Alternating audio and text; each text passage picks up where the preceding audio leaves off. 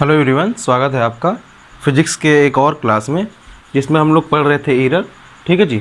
अब एरर में क्या करने वाले हैं, कुछ जेईई मेंस के क्वेश्चन करने वाले हैं। तो आज मैं स्टार्ट करूंगा जेईई मेंस के क्वेश्चन से। ठीक है जी। तो चलिए स्टार्ट करते हैं अपन लोग क्या जेईई मेंस के क्वेश्चन से। तो 2018 जेईई मेंस में क्वेश्चन आया था, जिसको मैं लिखता हूँ, ध्यान से आप देखेंगे क्या है। क्वेश्चन ये है, the density of a material in the shape of A cube is determined by measuring three side of the cube and its mass. अच्छा, जो डेंसिटी है वह कह रहा है कि साइड और मास से नापी जाती है। तो हमको पता है डेंसिटी मतलब क्या होता है, घनत्व होता है। तो क्वेश्चन एक्चुअली है डेंसिटी इक्वल टू क्या होता है, मास अपॉन वॉल्यूम। ठीक है जी, मास अपॉन वॉल्यूम होता है। ठीक है, वॉल्यूम होता है जो भी वॉल्यूम। ठीक है, तो डेंसिटी मतलब घनत्व होता है, घनत्व होता है। तो कह रहा है कि इससे नापा जाता है। और उसने दे रखा है if the relative error in the measuring the mass and length are respectively 1.5 and 1%। तो ये एक्चुअली क्यूब है। ठीक है, तो क्यूब का मतलब इसका साइड क्या होगा, सेम होगा। ठीक है, तो अगर इसके मास में परसेंटेज एरर दे रखा है, इसके मास में जो परसेंटेज एरर है वो है आपका 1.5%, 1.5% एंड लेंथ में दे रखा है उसने 1%। ठीक है, तो पूछ रहा है बताओ इसका डेंसिटी में कितना परसेंटेज एरर होगा। ये आपके लिए क्वेश्चन है। ये जेईई मेंस 2018 में आ चुका है। ठीक है, तो मैं ऑप्शन लिखता हूँ इसके। पहला ऑप्शन है आपका 1.5% होगा। ठीक है, अच्छा लिख देता हूँ 1.5%। बी ऑप्शन है आपके लिए, बी ऑप्शन दे रखा है इसने 6%। सी ऑप्शन दे रखा है 4.5%। और फोर्थ ऑप्शन दे रखा है 2.5%। ठीक है, ये चार ऑप्शन है आपके सामने। तो बताइए इसमें से कौन सा सही है। ठीक है, तो चलिए जल्दी से सॉल्व करके आप बताइए, फिर अपन लोग क्या करेंगे, इसको सॉल्व करेंगे। बहुत ही आसान है, पिछले लेक्चर में हमने कर रखा है, इसलिए आप जल्दी से इसको क्या कर सकते हैं, कर सकते हैं।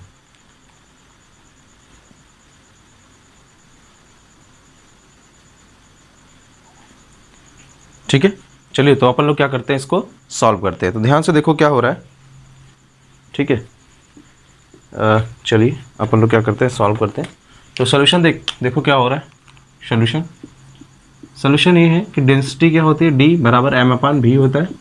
ठीक है, और फिर डी बराबर एम अपान क्या हो जाएगा, एल क्यूब हो जाएगा। ठीक है, क्योंकि ये साइड एल का है तो इसका क्या हो जाएगा, वैल्यू एल क्यूब हो जाएगा।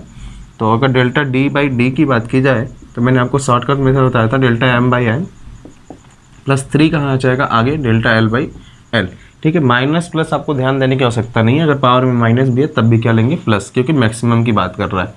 तो अगर मैं परसेंटेज की बात करूँ तो इस पर भी लग जाएगा परसेंटेज और इस पर भी क्या लग जाएगा, परसेंटेज।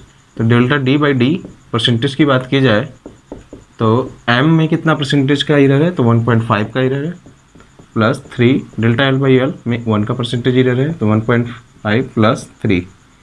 ठीक है, ये आ जाएगा delta D by D percentage. अगर मैं इसको जोड़ूँ तो कितना आ जाएगा, 4.5%। ठीक है, तो आपको समझ में आ रहा है। तो बढ़िया क्वेश्चन था। तो इसका मतलब कौन सा ऑप्शन सही होगा, सी ऑप्शन सही हो गया। ठीक है, तो जल्दी से कर लीजिए, फिर अपन क्या करते हैं, आगे बढ़ते हैं। ठीक है, चलिए।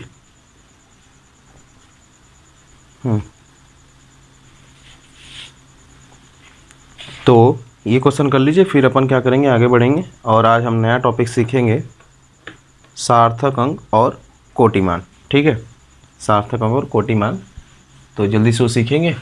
तो इसको कर लीजिए। ठीक है, तो चलिए अपन क्या करते हैं, इसको इरेज कर देते हैं।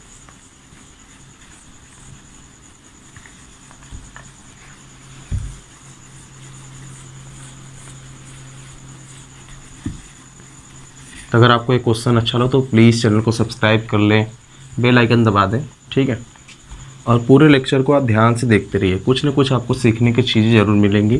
ठीक है, तो अगर आपको सीखना है, कोई फिजिक्स सीखनी है, मैथमेटिक्स सीखनी है, तो आपको चैनल पे बने रहना है। डेली आपको वीडियो लेक्चर मिलते रहेंगे। ठीक है, चलिए, सार्थक अंक और कोटि मान। तो हम पहले क्या लिखने वाले हैं? सार्थक अंक, सिग्निफिकेंट नंबर। सार्थक अंक फिजिक्स में सबसे ज़्यादा जरूरी ये है, सार्थक अंक यानी सिग्निफिकेंट नंबर। ठीक है, ये सबसे ज़्यादा जरूरी है अपने लिए। तो सार्थक अंक, तो याद रखना, किसी भौतिक राशि को यथार्थपूर्वक व्यक्त करने के लिए पर्याप्त अंकों का सार्थक अंक कहते हैं। तो जैसे हम लोग पहले क्या है कि कहीं पे लिख देते थे 3.42, सही है, या कुछ भी लिख देते थे, तो अपन लोग क्या करते थे उसमें सार्थक अंक, सिग्निफिकेंट नंबर का ध्यान नहीं रखते थे। लेकिन अब 11th में आ गए तो आपको सिग्निफिकेंट नंबर का ध्यान रखना पड़ेगा, तो इसलिए ज़रूरी है। ठीक है, तो किसी भौतिक राशि को यथार्थपूर्वक व्यक्त करने के लिए जो नंबर हम लेते हैं उसको क्या करते हैं? सार्थक अंक में लिखा करते हैं। ठीक है जी, तो सार्थक अंक ज्ञात करने का कुछ नियम है और रूल हम सीखने वाले हैं। ठीक है, तो सार्थक अंक कैसे कैसे वर्क करता है उसको सीखने के लिए हम क्या सीखने वाले? रूल। तो मैं लिखता हूँ रूल, एक एक करके मैं लिखता जाऊँगा और आपको क्या करता हो जाऊँगा? समझाता जाऊँगा। तो रूल नंबर फर्स्ट आपके लिए, तो देखिए रूल नंबर फर्स्ट क्या है? सभी अशून्य अंक 1, 2, 3, 4, 5, 6, 7, 8, 9 सार्थक अंक होते हैं। तो याद रखना, सभी अशून्य अंक 1, 2, 3, 4, 5, 6, 7, 8, 9 सार्थक अंक होते हैं। ठीक है, एग्जाम्पल मैं आपको समझाना चाहूँ तो एग्जाम्पल देखो, एग्जाम्पल है जैसे मैं कह दूँ 2, 3, 4, 5, 8 और 9 में कितने सार्थक अंक हैं? तो कितने सार्थक अंक हैं? 3 और 3 6, यानी कुल कितने अंक हैं? 6 सार्थक अंक है। तो याद रखना, अगर कहीं पे 2, 3, 4, 1, 2, 3, 4, 5, 6, 7, 8, 9 लिखा हुआ है तो वो क्या होते हैं? सार्थक अंक कहलाते हैं। ठीक है, चलिए अपन आगे बढ़ते हैं।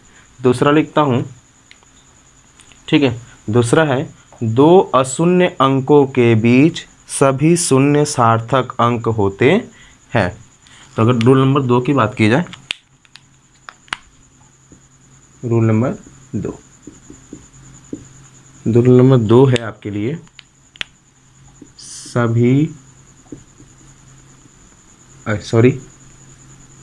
दो अशून्य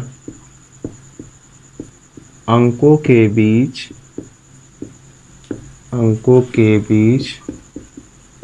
सभी शून्य सार्थक अंक होते हैं। सार्थक अंक होते हैं।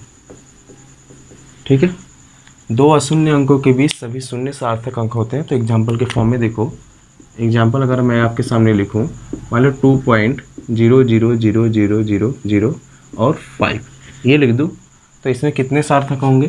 तो 2 अशून्य अंक के बीच जितने भी जीरो होंगे वो क्या कहलाएंगे? सार्थक अंक। इसमें सिग्निफिकेंट नंबर कितना हो जाएगा? ध्यान से देखो, सिग्निफिकेंट नंबर कितना हो जाएगा? 1, 2, 3, 4, 5, 6, 7, 3, 3, 6, 7। तो इसमें सिग्निफिकेंट नंबर कितना हो गया? 7।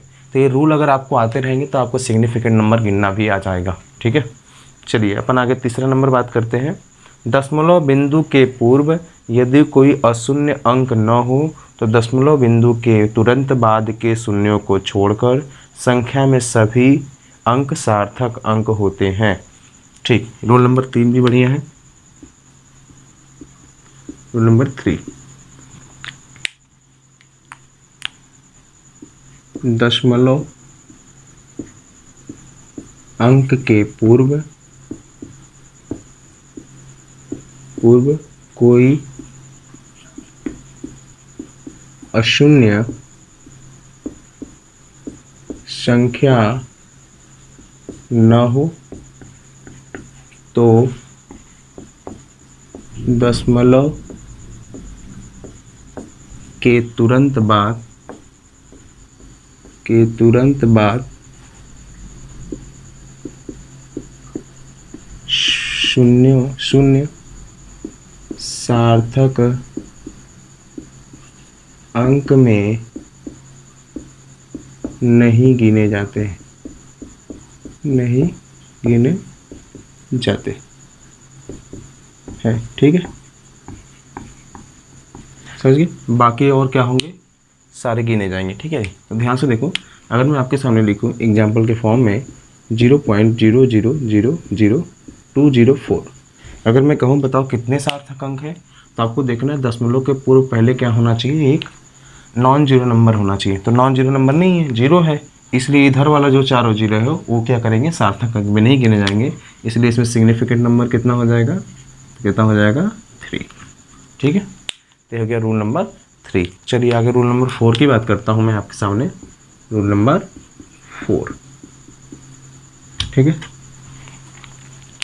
चलिए रूल नंबर 4 है, यदि दशमलव बिंदु के पूर्व कोई अशून्य अंक हो तो दशमलव बिंदु के तुरंत के बाद के सभी शून्य सार्थक अंक होते हैं। चलिए तो मैं लिखता हूँ दशमलव अंक के पूर्व यदि कोई अशून्य संख्या है तो दशमलव के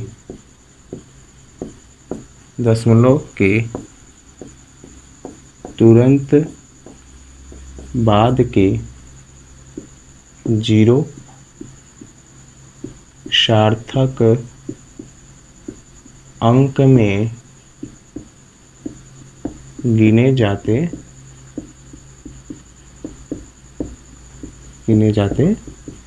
ठीक है जी, चलिए मैं आपके सामने एग्जांपल लिखता हूँ। एग्जांपल ध्यान से देखो, एग्जांपल में अगर लिख दूँ 1.0000204, इसमें मैं बताऊँ कि बताइए सिग्निफिकेंट नंबर कितना है इसमें।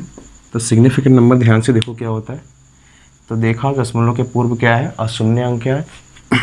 ठीक है, अशून्य अंक का मतलब होता है non zero number, non zero number का मतलब होता है 1 2 3 4 5 6 7 8 9। ठीक है, तो चलिए बताइए कितने हो गए, 3 2 5 3 8, तो सिग्निफिकेंट नंबर कितने हो गए, 8 हो गए। चलिए रूल नंबर 5 की बात करते हैं, तो अपन अगला रूल लिखते हैं, रूल नंबर 5।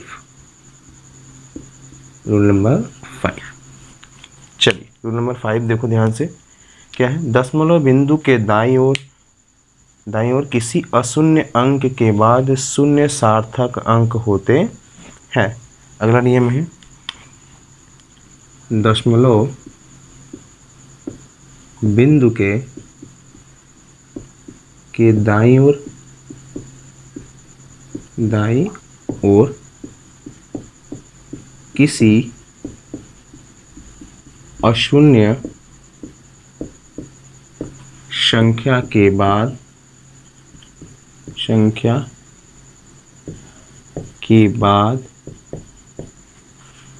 सभी जीरो सार्थक अंक होते हैं। ठीक है, सार्थक अंक होते हैं।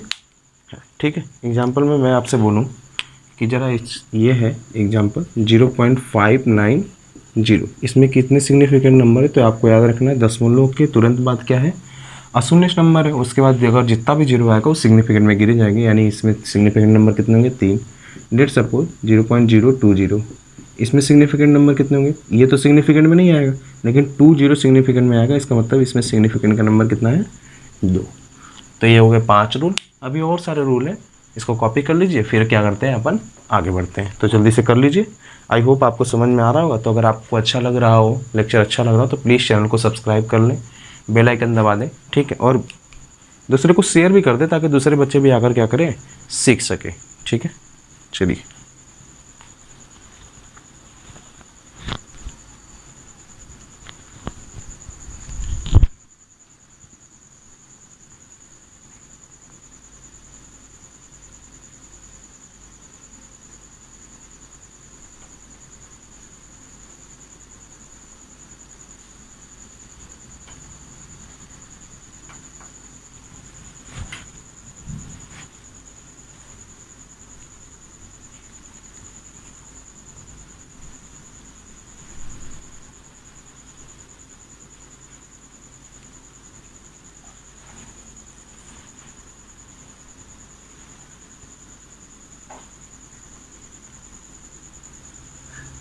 तो अगर आपको पॉइंट ना दिख रहा है तो पॉइंट मैं आपको अच्छे से दिखा देता हूँ, ठीक है। थोड़ा पॉइंट में प्रॉब्लम है तो मैं पॉइंट आपको दिखा देता हूँ। ये वाला पॉइंट है अपना, सही है। ये है थोड़ा पॉइंट अपना, थोड़ा सा उसमें वीडियो में दिख नहीं रहा है तो मैं पॉइंट को और अच्छे से क्लियर कर देता हूँ। ये सारा पॉइंट है, ठीक है। तो अगर आपको वीडियो में थोड़ा क्लियर नहीं दे रहा हो तो कुछ दिनों में हम अब क्या करेंगे, थोड़े से अच्छे से कर लेंगे। थोड़ा पॉइंट आपको दिखना चाहिए, इसलिए पॉइंट मैंने अच्छे से बना दिया है, ठीक है। तो वीडियो में थोड़ी प्रॉब्लम हो रही है तो कुछ दिनों बाद क्या होगा, वीडियो सही कर लेंगे अपन लोग, ठीक है।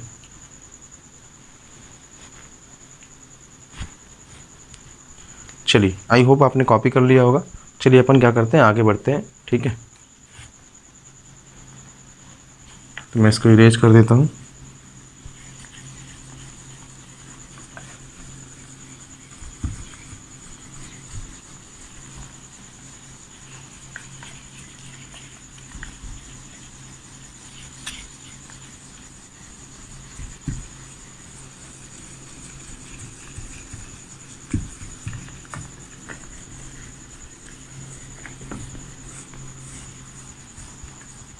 चलो, रूल नंबर 5 हमने सीख लिया। आप क्या सीखने वाले हैं, रूल नंबर 6 सीखने वाले हैं, ठीक है। तो रूल नंबर 6 मैं लिखता हूँ आपके सामने, ध्यान से आप देखेंगे। तो रूल नंबर 6 है, दशमलव रहित संख्या के दाईं ओर अंत में आने वाले शून्य सार्थक अंकों में सम्मिलित नहीं किए जाते, ठीक है। तो चलिए, रूल नंबर 6 ध्यान से आप देखेंगे। रूल नंबर 6 क्या है, तो रूल नंबर 6 है, दशमलव रहित संख्या में, दशमलव रहित संख्या में अंत में आने वाले जीरो, अंत में आने वाले जीरो सार्थक अंक में, सार्थक अंक में सम्मिलित नहीं किए जाते, नहीं किए जाते हैं, ठीक है जी। तो अगर कोई भी संख्या है उसमें दशमलव नहीं लगा है और उसमें लास्ट में क्या आ जाए, जीरो आ जाए, तो सार्थक अंक में सम्मिलित नहीं होता है। तो अगर मैं आपको एग्जांपल में दिखाना चाहूँ, 2 पॉइंट नहीं, मतलब 2, 3, 4 और 0, एग्जाम्पल के फॉर्म में हमने आपको दिखा दिया, 2, 3, 4 और 0। और पूछा होता है इसमें सिग्निफिकेंट नंबर कितना है, तो इसमें सिग्निफिकेंट नंबर अगर बताना हो आपको तो सिग्निफिकेंट नंबर कितने हैं, 3 हैं, ठीक है जी। तो चलिए अपन क्या करते हैं, आगे बढ़ते हैं, रूल नंबर 7 की बात करते हैं, ठीक है। लेकिन इसमें कुछ बातें और हैं, ध्यान से सुनना है आपको। लेकिन यदि दशमलव रहित संख्या के दाईं मापन से प्राप्त होती है तो दाईं और अंत में आने वाले शून्य सार्थक अंक में सम्मिलित किए जाते हैं। चलिए मैं आपको समझाता हूँ। देखो, अगर इसके आगे कोई भी यूनिट नहीं लगा है, कोई भी मात्रक नहीं लगा है, तो ये शून्य किसमें नहीं गिना जाएगा, सार्थक अंक में नहीं गिना जाएगा। लेकिन अगर मान लो कहीं पे ऐसे लिखा हुआ 30 kg, ठीक है, अगर 30 kg लिखा हुआ तो इसमें ये जीरो नहीं गिना जाएगा, इसका मतलब ये नहीं है। इसका मतलब ये है कि इसमें ये वाला जीरो भी क्या किया जाएगा, गिना जाएगा। तो इसमें कितने सार्थक होंगे, 2 सिग्निफिकेंट नंबर। तो याद रखना, इंपॉर्टेंट पॉइंट यही है, यदि, ठीक है, यदि दशमलव रहित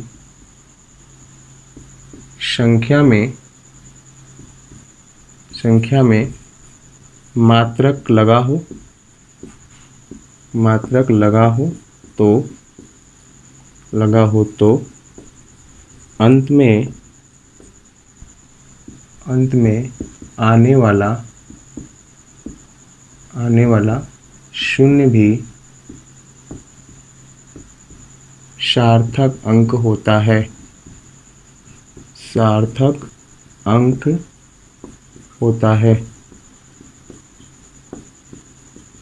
ठीक है, सार्थक अंक होता है। समझ में आ गया होगा, आई होप आपको समझ में आ गया होगा। तो एग्जांपल में मैंने लिख ही दिया ऊपर। तो 30 kg में कितना सिग्निफिकेंट नंबर है, 2 सिग्निफिकेंट नंबर है। चलिए अपन क्या करते हैं, आगे बढ़ते हैं, ठीक है। 1-2 नियम और है जिसको हमको क्या करना है, जानना है। चलिए, तो रूल नंबर 7 की बात करते हैं। तो रूल नंबर 7 मैं यहाँ लिखता हूँ, रूल नंबर 7 आपको ध्यान से देखना है क्या कर रहा हूँ मैं। तो रूल नंबर 7 की बात की जाए तो रूल नंबर 7 ये है, यदि किसी संख्या में 10 की घात वाली संख्या का गुणा हो तो इसका प्रभाव सार्थक अंकों की संख्या पर नहीं पड़ता है। तो कह रहा है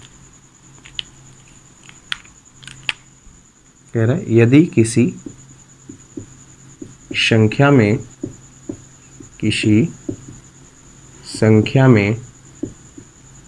10 की घात वाली संख्या से गुणा हो तो इसका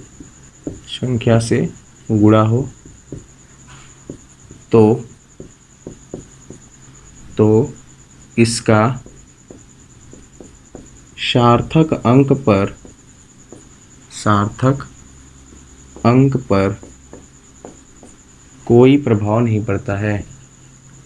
सार्थक अंक पर कोई प्रभाव नहीं पड़ता है,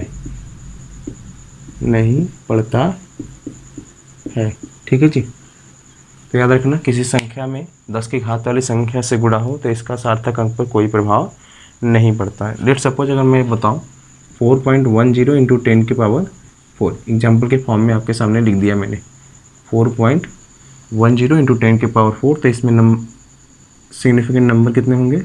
सिग्निफिकेंट नंबर 3 होंगे। अगर एग्जाम्पल और आपको समझाऊं, मान लो 1.762 इंटू 10 के पावर -3, अगर मैं इसमें सिग्निफिकेंट नंबर की बात करूं तो सिग्निफिकेंट नंबर कितने हैं? 4 है। ठीक है। एक लास्ट रूल और है, उसको ध्यान से आपको समझना है, तो याद करना है। तो चलिए लास्ट रूल भी मैं लिख देता हूँ नीचे। तो रूल नंबर 8 देखो ध्यान से क्या है। रूल नंबर 8 ये है, मात्रक बदल जाने से सार्थक अंकों की संख्या पे कोई प्रभाव नहीं पड़ता है। मात्रक बदल जाने से सार्थक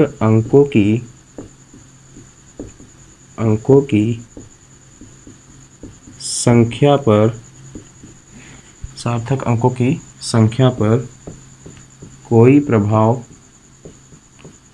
कोई प्रभाव नहीं पड़ता है। ठीक है जी। तो मात्रक बदल जाने से सार्थक अंकों की संख्या पे कोई प्रभाव नहीं पड़ता है। तो अगर मैं समझाना चाहूँ तो एग्जाम्पल के फॉर्म में अगर मैं लिखूँ, एग्जाम्पल लिखते हैं अपन। तो चलिए क्या है, 0.465 या इसको क्या लिख सकते हैं अपन, 46.5 ये मीटर है। तो अगर मैं इसको लिखना चाहूँ तो सेंटीमीटर भी लिख सकता हूँ। ठीक है जी। अगर मैं इसको लिखना चाहूँ तो ये भी लिख सकता हूँ 456 mm, ये भी लिख सकता हूँ, और 465 mm भी लिख सकता हूँ। ठीक है जी, ये भी मैं लिख सकता हूँ। तो इन तीनों में ही क्या है, कितने सार्थक अंक हैं? Significant number. तो सिग्निफिकेंट नंबर कितने हैं? 3 हैं।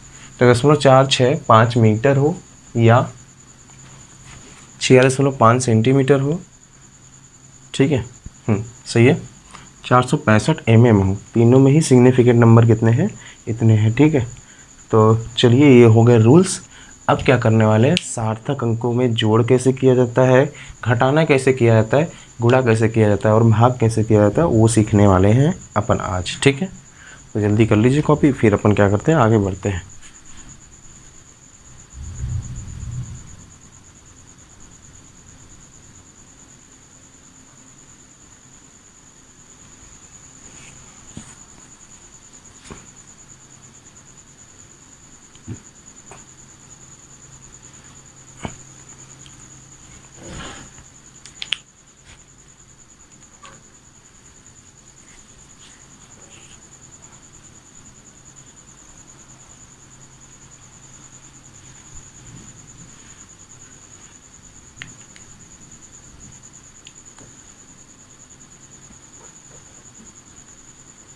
चलिए आई होप आपने कॉपी कर लिया होगा।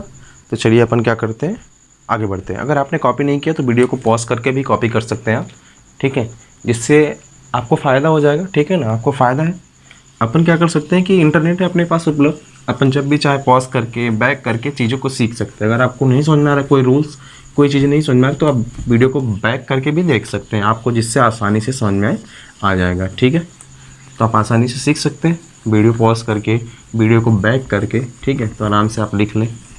तो अगर आपको चैनल अच्छा लग रहा हो, लेक्चर अच्छा लग रहा हो, तो प्लीज़ चैनल को सब्सक्राइब करके रखें, बेल आइकन को दबा के रखें, ताकि आपको आने वाला नोटिफिकेशन मिलता रहे, ठीक है। और आज मेरे चैनल पे 2000 मिनट पूरे हो गए।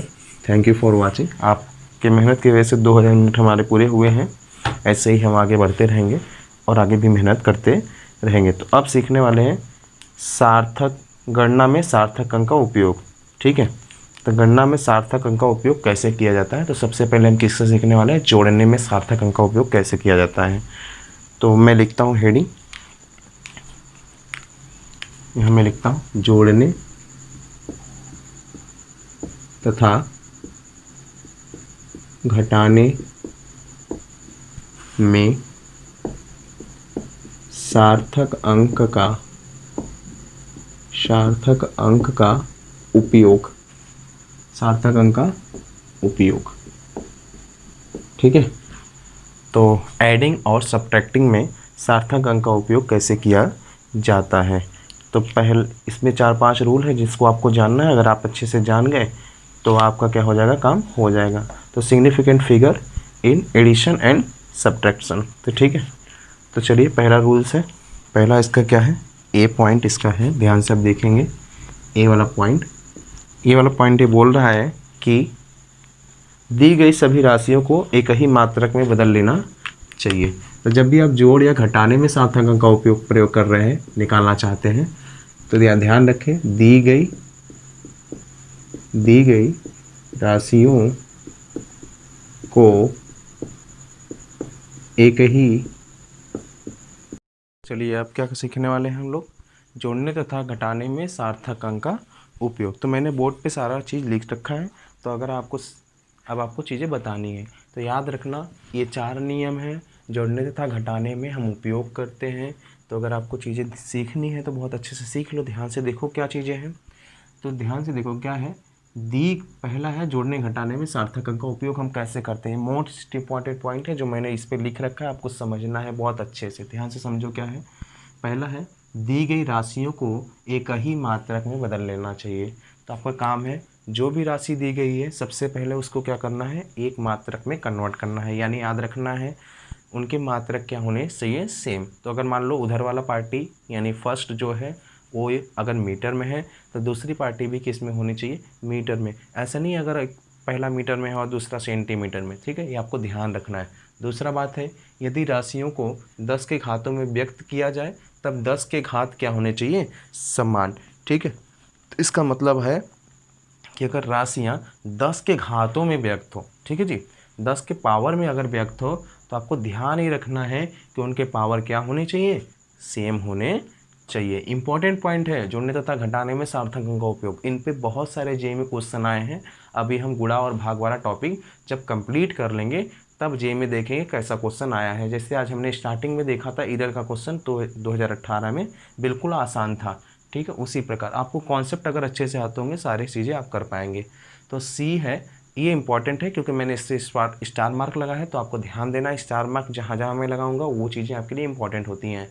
तो देखो क्या है, साधारण विधि से सभी राशियों को जोड़ने और घटाने के बाद, जोड़ने और घटाते, तो यहाँ पे लिख देते हैं एंड, जोड़ने और घटाने के बाद प्राप्त परिमाण में दशमलव बिंदु के बाद उतने ही सार्थक अंक होने चाहिए जितने की जोड़ी या घटाई जाने वाली संख्याओं में से न्यूनतम सार्थक अंक हो। तो मान लो 2 नंबर आपको दिया हो, लेट सपोज, अभी मान लेते हैं, ठीक है, अभी आपको मान लेते हैं, लेट सपोज मैंने मान लिया कि मान लो 3.254 है, अगला है मान लो 1.23, सही है। ये हमको क्या करना है, ऐड करना है। तो आपको ध्यान देना है कि पहले क्या करना है, आपको इसमें ध्यान देना है इन दोनों को ऐड करना हो या सब्ट्रैक्ट करना हो तो आपको ध्यान देना है कि दोनों में से न्यूनतम जिसमें सार्थक अंक होते हैं उतने ही जोड़ने या घटाने के बाद हम लिखेंगे। तो ऊपर वाले में 4 सार्थक अंक है, नीचे वाले में 3 है। इसका मतलब अगर जोड़ के आंसर लिखना चाहते हैं या घटा के आंसर लिखना चाहते हैं तो न्यूनतम कितने सार्थक अंक है? 3। तो इसलिए आंसर में भी सार्थक अंक कितने होंगे? 3 होंगे। ये आपको ध्यान देना है। चलो आगे बात करते हैं। परिमाण में निश्चित अंक वाली सार्थक संख्या में परिवर्तित करने की विधि यह है कि सबसे पहले दाएं अंक को विलुप्त किया जाता है। तो अगर कभी भी मान लो 5 ठो सिग्निफिकेंट नंबर है, मैंने बोला अच्छा 4 सिग्निफिकेंट तक करके दिखाओ, तो उसके लिए नीचे रूल लिखा हुआ है और हम सिग्निफिकेंट नंबर करने के लिए कहाँ से घटाते हैं? पीछे से चीज़ों को हटाते हैं। तो याद रखना, तो पहला नियम यह है, यदि संख्या 4 या 4 से कम हो तो उसके पहले वाले अंक में कोई परिवर्तन नहीं होता। एग्जाम्पल के फॉर्म में अगर यहाँ पे एक नंबर है तो मैं अभी समझा दूंगा, तो 4 या 4 से कम होगा तो कोई सिग्निफिकेंट नंबर उसमें चेंज नहीं होगा, आगे वाली नंबर चेंज नहीं होगी। ठीक है जी। तो ये दूसरा नियम है, यदि संख्या 5 से अधिक है तो उसके पहले वाले अंक में 1 जोड़ दिया जाता है। ठीक है, याद रखना, यदि संख्या 5 से अधिक है तो उसके पहले वाले नंबर में 1 क्या कर दिया जाता है? ऐड कर दिया जाता है। ठीक है।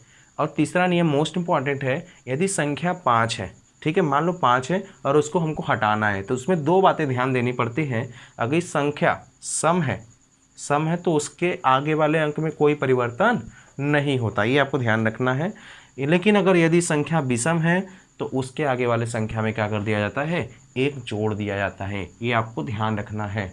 ठीक है। तो अगर चीज़ें आपको आती हैं, बहुत अच्छे से समझ में आती हैं, तो आप क्या कर सकते हैं? कवर कर सकते हैं। ठीक है। तो चलिए फिर अपन क्या करते हैं, कुछ एग्जाम्पल करते हैं। 1-2 चीज़ें करने के बाद अपन क्या करेंगे? वाइंड अप करेंगे। इसके आगे आने वाले लेक्चर में हम इन पे क्या सीखेंगे? गुणा करना तथा भाग करना। सही है। चलिए मैं इसको क्या करता हूँ, मिटा देता हूँ। हाँ, एग्जाम्पल में कुछ है उसको भी चीज़ें दिखा देता हूँ मैं। यहाँ पे है 9.16, यहाँ पे है 9.1638, ठीक है, 9.1638, जिसमें सिग्निफिकेंट नंबर हमको कन्वर्ट करना है 4 तक। सिग्निफिकेंट नंबर 4 तक कन्वर्ट करना है, तो 8 को रिप्लेस किया तो आगे वाले में ऐड हो जाएगा 4। फिर मैंने बोला अच्छा इसी को सिग्निफिकेंट नंबर 3 तक करो, रिड्यूस करके दिखाओ, तो 3 में किया तो 4 को रिप्लेस किया तो आगे वाले में कोई नंबर ऐड नहीं होगा, तो 9.16। चलिए मैं कुछ एग्जाम्पल करता हूँ, उसके बाद क्या करेंगे अपन आगे करेंगे। ठीक है जी। तो चलिए अपन क्या करते हैं, ठीक है। ठीक है, तो चलिए मैं करता हूँ, मिटा दूँ इसको।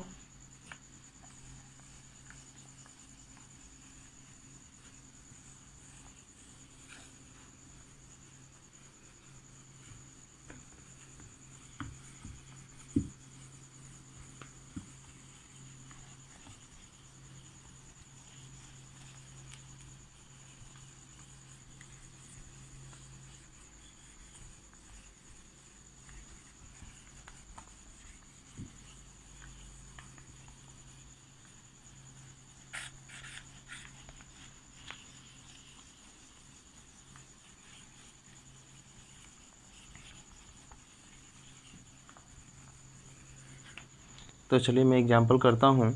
एग्जाम्पल है, ठीक है, एग्जाम्पल ये है कि क्वेश्चन लिखा हुआ है कि बताइए ज़रा 74.15 में किग्रा में से 5.3946 kg हटाइए।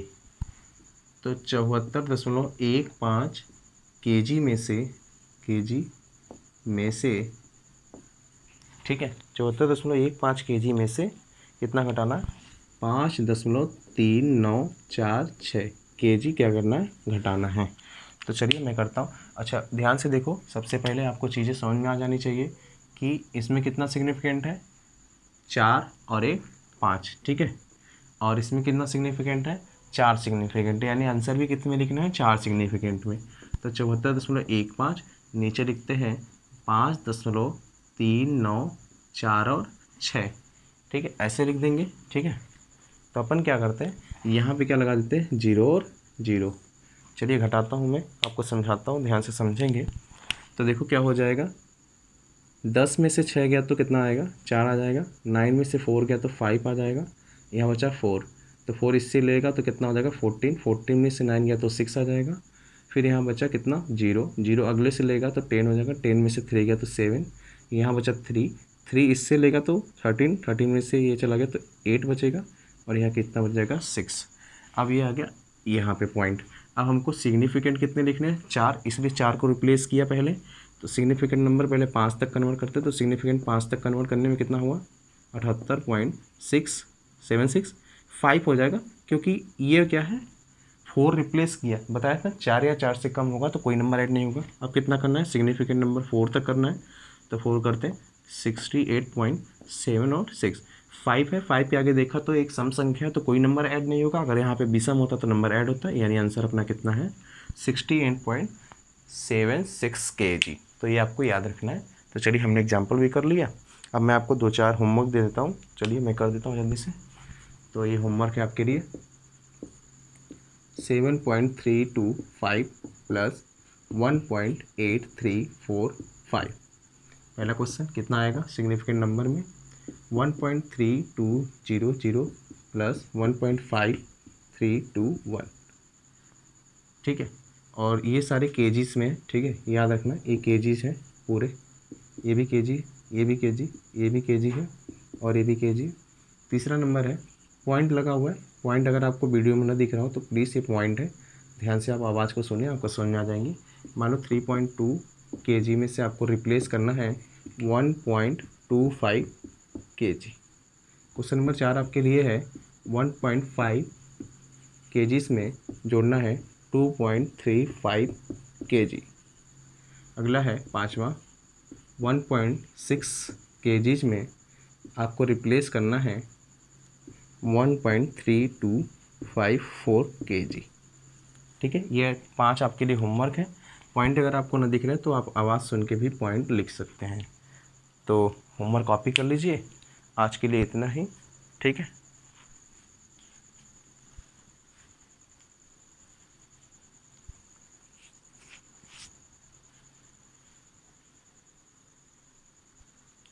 चलिए पॉइंट अगर आपको न दिख रहा तो मैं पॉइंट आपको बना देता हूँ, पॉइंट आपको दिखना चाहिए।